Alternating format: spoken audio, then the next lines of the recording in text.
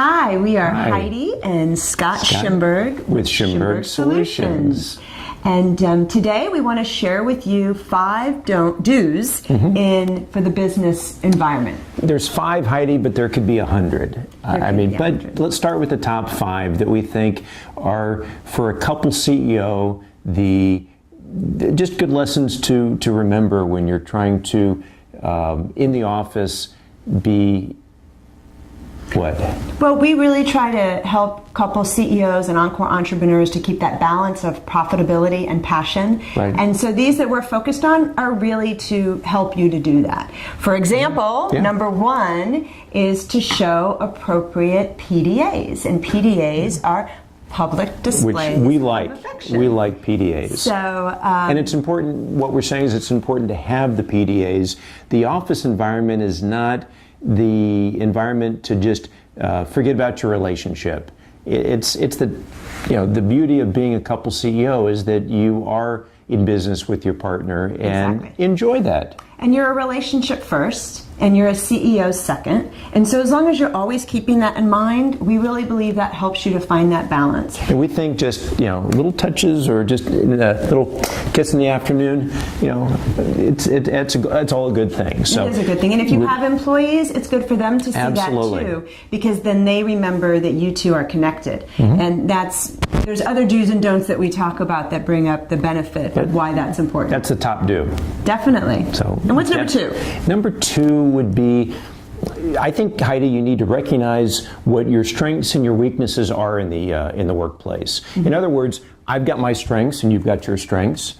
And I've got some weaknesses. And I do too. But we might both have similar strengths or we might have similar weaknesses. But to understand what those are gives you the ability to then, if we both have certain weaknesses, let's find someone to fill in that blank in our organization. But I think what's also important, and we certainly did this, and we refer back to it occasionally, is to write that list down. And especially if you're in the beginning stages of your entrepreneurial venture, to write down each of your strengths and weaknesses. You're going to see overlap on your strengths, which means you're going to have to work closely to make sure you're not stepping all over one another. And you're also going to see the overlap in the weaknesses, and that goes to what you just spoke about. So when it comes time to grow your business and add staff, who's going to be the first staff? Well, the one that is the weakness for both you and your partner. And if you both have certain strengths, that's a good thing, but it's also maybe to keep in mind that you've got to balance that out so you both don't step on each other. Exactly. So, and then number 3 is you always need to show appropriate respect to your partner.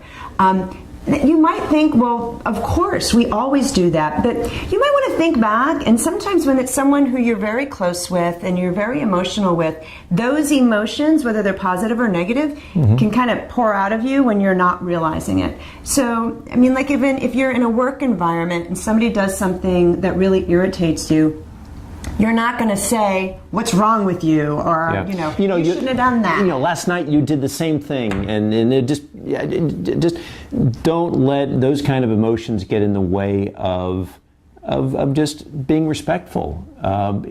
You would treat a partner in the workplace just like you would treat an employee. Exactly. Respectful of themselves and not belittling them. Don't take advantage of the fact that you are a partner. Exactly. So well said. Thank you. And then number 4 would be that it's very important that you create a part-time. So important. I think our book has almost an entire chapter on it. Time apart.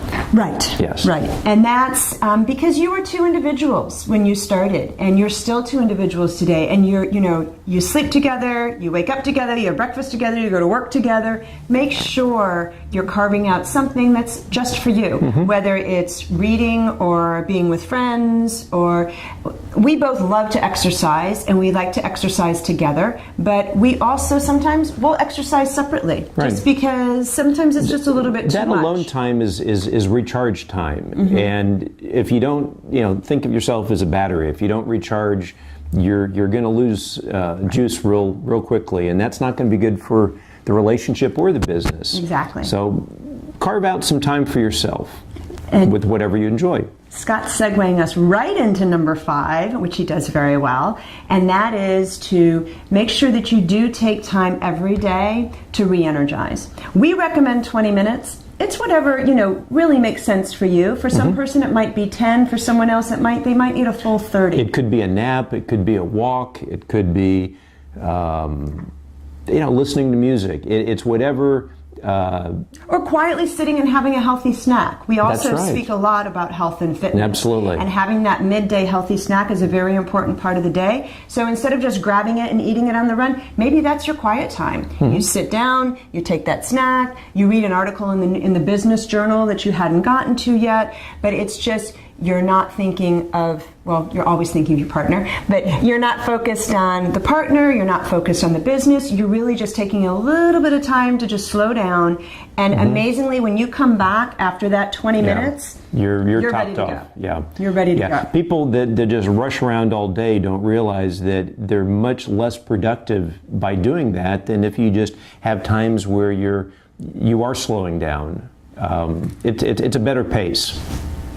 Definitely. Yeah. So those are 5 do's for within the business environment, and we hope that we find them simple. Yeah, and we hope you enjoyed them. We hope that they help you to be more productive, passionate, and balanced in your relationship. So we hope you enjoyed these business tips for the couple CEO. On your journey from the bedroom To the boardroom and back. 7 minutes, wow. But we're cutting some of that out.